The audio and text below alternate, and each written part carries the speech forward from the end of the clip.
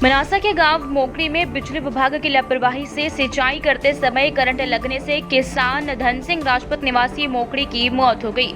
बिजली विभाग के खिलाफ ग्रामीणों का गुस्सा फूटा और नीमच झालावाड़ रोड पर घोटा पिपलिया में बालाजी मंदिर के सामने शव सड़क पर रखकर चक्का जाम किया। सुबह नीमच पोस्टमार्टम के बाद शव लेकर ग्रामीण पहुंचे और 11:45 पर चक्का जाम किया। चक्का जाम 1 घंटे तक चला। ग्रामीणों और परिजनों ने परिवार को आर्थिक सहायता और बेटे को नौकरी देने की मांग के साथ लापरवाह लाइनमैन और कर्मचारी के खिलाफ कार्रवाई की मांग की।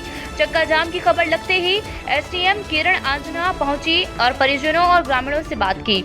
ग्रामीणों ने आरोप लगाया कि पिछले 4 महीने से तार टूटने की शिकायत बिजली विभाग से कर रहे हैं, लेकिन विभाग ने ध्यान नहीं दिया, जिसका खामियाजा एक गरीब किसान को अपनी जान गंवाकर चुकाना पड़ा।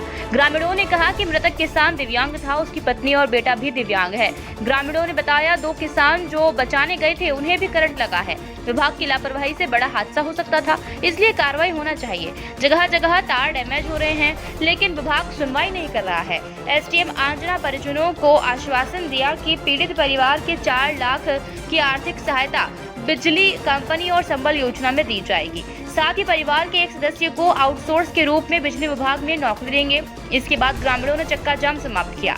चक्का जाम में ब्लॉक कांग्रेस अध्यक्ष सुरेंद्र श्याम सोनी, जिला पंचायत सदस्य प्रतिनिधि मनीष पोरवाल, जनपद सदस्य घीसालाल जाट सहित बड़ी संख्या में ग्रामीण जन उपस्थित थे। इस दौरान कानून व्यवस्था संभालने कुकड़ेश्वर थाना प्रभारी भीम सिंह सोदिया, मनासा थाना प्रभारी शिव रघुवंशी, रामपुरा थाना प्रभारी विजय सागरिया सहित बड़ी संख्या में पुलिस बल तैनात था। सर जैसे कि वो रोजाना अपने कुएं पे जाते हैं सर काम करने। सर उस दिन भी सर लाइट का समय हो गया था, 2 बज गए थे। कुएं की लाइन आती है सर 2 बजे, हमारे 2 से 8 का फीटर चल रहा है। तो सर करीबन 3 बजे वो वहाँ पे गए, 2-3 बजे कुएं पे गए सर। वो अपना रोजाना जो कृषि कार्य होता है सर वही कर रहे थे।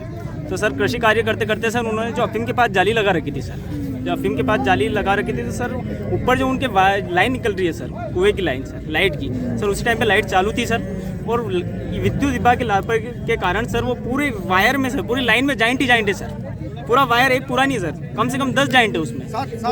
7 पोल तक सर पूरे वायर में, पूरी लाइन में जॉइंट है सर। कहीं पे भी फ्रेश वायर कहीं से नहीं है। और उनके सर इसी घटना के करीब 3 से 4 दिन उपरांत सर पहले उन्होंने शिकायत भी करी सर। और जो कर्मचारी रहते हैं सर वहाँ पे कर्मचारियों से उन्होंने आग्रह किया सर, निवेदन भी किया सर हाथ जोड़ के कि हमारी ये इतनी सी लाइन है सर, इसको आप कंप्लीट करवा दीजिए। लेकिन उन्होंने आनाकानी करी सर। सब उनको बोलते हैं कि टूट गया है, अगर बिल्कुल बंद हो जाए सर, वो उनका कार्य करते सर, इतना सा टुकड़ा लेके आते थे तार का और जॉइंट करके चले जाते थे, बस इतना सा कार्य करते थे। और उनको बोलते कि अगर पूरी लाइन नहीं डालो तो बोलते हमारे पास वायर नहीं है, आगे अधिकारी को जाके बोलो। तो सर किसान क्या करेगा? अब मैं ये पूछना चाहता हूँ आपसे। कौन बोलता था ये वायर नहीं हमारे पास? सर वहाँ पे जो अधिकारी कर्मचारी हैं, कई नाम है मेहता जी, महेश मेहता सर, हमारा लाइनमैन साहब है। कितने बजे घटना है? सर ये करीब 3:30 से 4 बजे की घटना है सर। सर हम सीधा चाहते हैं कि सर पहले तो इनके परिवार को मुआवजा दिया जाए सर। ये दोनों पति पत्नी सर दोनों विकलांग हैं। इनका एक लड़का है वो भी विकलांग है सर। तीनों एक और पुत्र है, लेकिन एक लड़का उनमें से एक और वो भी विकलांग है सर। तो हमारा यही कि उस विकलांग लड़के को सर सरकारी नौकरी दी जाए और उनको उचित जो भी मुआवजा है वो मुआवजा दिया जाए। और सबसे पहला मुद्दा सर ये जो कर्मचारी है, लाइनमैन जो भी कर्मचारी सर, इनके खिलाफ एफआईआर दर्ज कराया जाए सर। इनकी लापरवाही नहीं होती सर, अगर वो ईमानदारी से काम किया होता सर उन्होंने आज सर ये आदमी यहाँ पे ऐसा नहीं होता सर। विद्युत विभाग की लापरवाही से ऐसी घटनाएं लगातार हो रही है और जनता में भारी आक्रोश है। और सबसे बड़ा ये है कि ऐसी जो विद्युत विभाग की लापरवाही से घटनाएं होती है उसमें किसान की मृत्यु हो जाती है। उसके बाद भी ये विद्युत विभाग के कर्मचारी, अधिकारी और प्रशासन नहीं जाग रहा है। आज कल भी मोकड़ी में राजपूत समाज के एक किसान अपने खेत पे जा रहा था जो कि वो विकलांग था और टूटे हुए तार पे उनको पाँव लग गया और करंट लग गया और उनकी डेथ हो गई, उनकी मृत्यु हो गई। और परिवार में अकेले कमाने वाले थे, विकलांग थे, उनकी पत्नी भी विकलांग, उनके बच्चा भी एक विकलांग है, एक ठीक है। तो ऐसी घटनाएं लगातार हो रही, तो जनता में जबरदस्त आक्रोश है कि, और सबसे बड़ी बात है कि जो तार टूटा था उसकी शिकायत संबंधित किसान द्वारा विभाग को कर दी गई थी। लाइनमैन को बोल दिया, सुपरवाइजर को बोल दिया, और उसके बावजूद भी उन्होंने लाइन ठीक नहीं करी और उसका दुष्परिणाम ये हुआ कि उस किसान की करंट लगने से मृत्यु हो गई है। तो आज जो धरना प्रदर्शन करा है ये सभी क्षेत्र के लोगों ने, क्षेत्र के किसानों ने, समाज वालों ने मिलकर करा। ये चेतावनी देने के लिए करा कि भविष्य में ऐसी लापरवाही नहीं होना चाहिए, शिकायत हो तत्काल लाइन सुधारना चाहिए।